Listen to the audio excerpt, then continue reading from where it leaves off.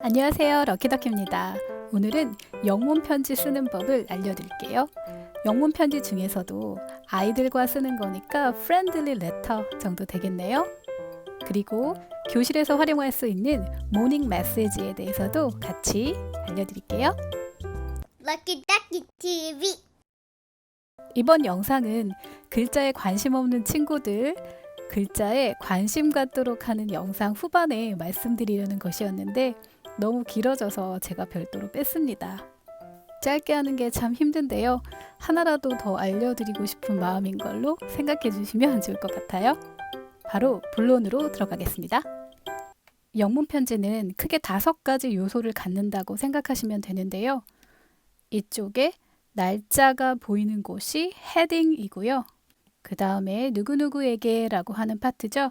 greeting이라고 합니다. 인사하는 거죠. 그리고 body, 편지의 본문이고요. message라고도 합니다. 그리고 누구누구로부터에 해당하는 closing이고요. 마지막으로 서명을 하는 signature 파트예요.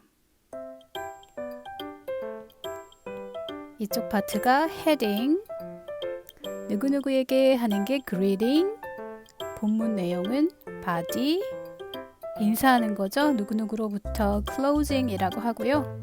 서명을 쓰는 곳이 signature이라고 합니다. 이 heading 부분은 생략되기도 합니다. 저는 아이에게 편지를 줄 때 일부러 이 파트를 넣었는데요. January부터 December까지 월의 이름을 좀 더 잘 알게 하기 위해서 일부러 했던 것이고요. 친구들끼리 주고받거나 할 때는 많이들 생략하는 파트가 이 헤딩입니다. body는 보통 통상 더 길게 쓰게 되겠죠. 그리고 누구누구야 편지 줘서 고마워, 카드 줘서 고마워 라고 한다면 Thank you for 이렇게 시작하잖아요. 한 5세 정도부터 쪽지를 저희 아이가 받아오기 시작하더라고요. 아직 저희 아이는 친구한테 쪽지를 쓰려고 하진 않는데 저한테는 쪽지를 좀 줬습니다. 아이들 편지 보면은 굉장히 간단해요. Thank you, I love you 이런 거죠. I love you so much, I like you 이런 거. 그게 아이들 5세, 6세 꼬마 친구들, 유치원 아이들이 쓰는 쪽지의 내용이 그 정도 되겠습니다. 제가 전에 영국문화원에서 라이팅 수업을 들은 적이 있었는데요. 요즘도 있는지 모르겠는데 제너럴 라이팅부터 들었었거든요. 제너럴 라이팅, 아카데믹 라이팅 이런 과정으로 가는데 제너럴 라이팅 과정에서는 편지 쓰기만 한 달 넘게 했어요. 그 내용이 뭐 물건을 잘못 샀다, 불량이다, 교환해다오. 왜 우리 토익에서 자주 나오는 컴플레인트 레터 쓰는 건데요. 왜 이런 것만 자꾸 배우지 했는데 생각해보니까 제너럴 하잖아요. 정말로.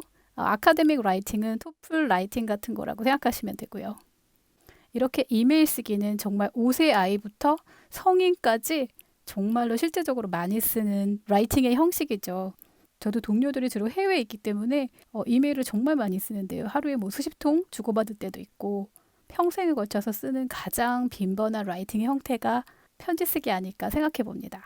편지 쓰기의 구성 요소를 파트별로 하나씩 살펴보면요. 이 헤딩에서 중요한 것은 날짜를 쓰는 순서가 한국과 다르다는 것인데요.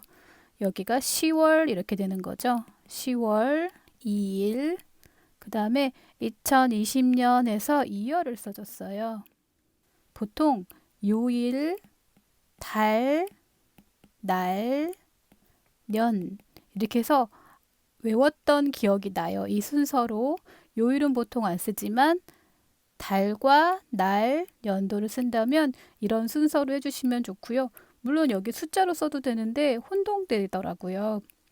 그리고 아이들한테 이렇게 달의 이름도 써보는 연습하기 좋아서 January부터 December, 1월부터 12월까지 써보면 좋을 것 같아요. 그 다음 greeting part.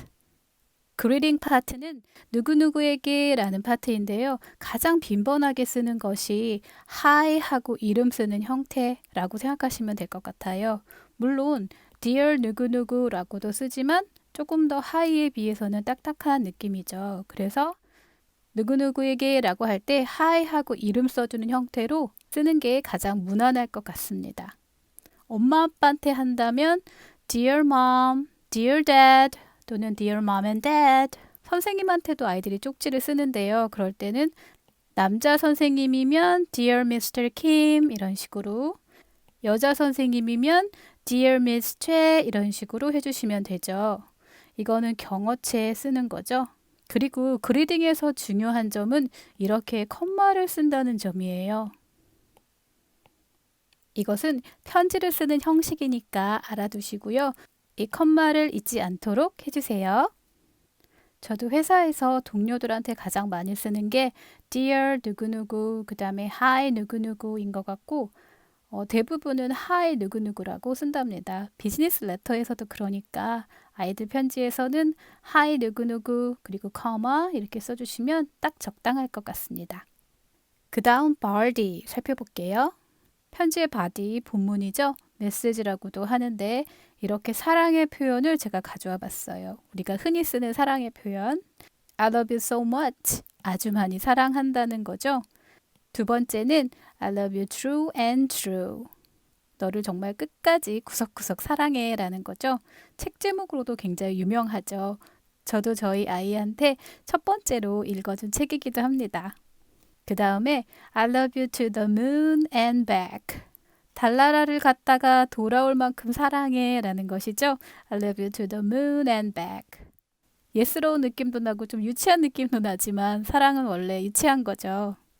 그 다음에 I love you 3000 숫자로 이렇게 표현해 줬는데요. 이 표현은 굉장히 재기발랄하기도 하고 조금 슬픈 느낌도 있어요. 영화 아이언맨 좋아하시는 분이면 들어봤을 대사인데요. 그 영화에서 딸아이가 아빠한테 하는 말이죠. I love you 3000 저희 아이도 million이란 단어를 배우고 말도 안 되는 숫자 좋아 million, billion, 300 이런 거 막 섞어가지고 숫자를 막 넣어서 사랑을 표현하더라고요. 사랑을 표현하는 방식은 한국 아이나 미국 아이나 다 비슷한 것 같아요. 마지막으로 영원히 사랑해, 언제나 사랑해 하는 거죠. forever 또는 always 언제까지나 영원히 널 사랑해 이런 거죠. 편지 줘서 고마워. Thank you for your card. 카드 줘서 고마워 라고 하고 I love you, I like you 이런 표현 할 수 있겠죠. 그 다음 closing 살펴볼게요. closing은 인사하는 건데요. 누구누구로부터 라는 것이죠. 가장 흔하게 쓰이는 것이 love 같아요. 그리고 너의 친구로부터, 너의 진실한, 그 다음에 누구누구로부터 우리가 학교 때 배운 sincerely 같은 거는 아이들 편지에는 어울리지 않죠. 저도 회사에서 메일 할 때는 best wishes 같은 거 주로 쓰고 하는데요. 친구나 가족끼리 friendly letter라고 하면은 요 정도 쓰면 무난할 것 같습니다. 마지막으로 signature part는 자신의 이름을 쓰는 거죠. 나머지 부분을 타이핑했더라도 signature 같은 경우에는 꼭 자필로 서명을 하라고 하는데요. 아이들끼리는 주로 손편지 주고받겠죠. 그래서 이렇게 자신의 이름을 써주면 됩니다. 홍길동 이렇게 쓸 필요는 없고요. 길동, 빈 이렇게 자기 이름 쓰시면 되고 your mom 이런 식으로 가볍게 써주시면 좋을 것 같아요. 저희 아이는 제 이니셜 쓰는 걸 굉장히 좋아하는데요. 그래서 제가 이렇게 이니셜 써서 주면 좋아할 것 같으네요. 이렇게 해서 영문 편지, friendly letter 쓰는 법 배워봤는데요. 어때요? 어렵지 않죠? 자녀분들과 재밌게 한번 해보시면 좋을 것 같아요. 이번에는 교실에서 쓸 수 있는 모닝 메시지 방법 알려드릴게요. 기본 속성은 영문 편지 friendly letter 쓰는 것과 비슷한데요. 다만 차이는 선생님이 학교에서 아침에 학생들을 대상으로 해서 주는 메시지라는 것이죠. 인터넷에서 샘플을 한번 찾아볼까요? 네, 이렇게나 다양한 모닝 메시지가 있습니다. 혹시 검색을 하고 싶으시면요. 이렇게 저처럼 모닝 메시지 in the classroom 이라고 해주세요. 그냥 모닝 메시지 하면은 정말 다양한 제너럴한 모닝 메시지가 검색되기 때문에 클래스라는 걸 넣어서 해주시면 좀 더 원하는 정보를 찾으실 수 있을 것 같아요.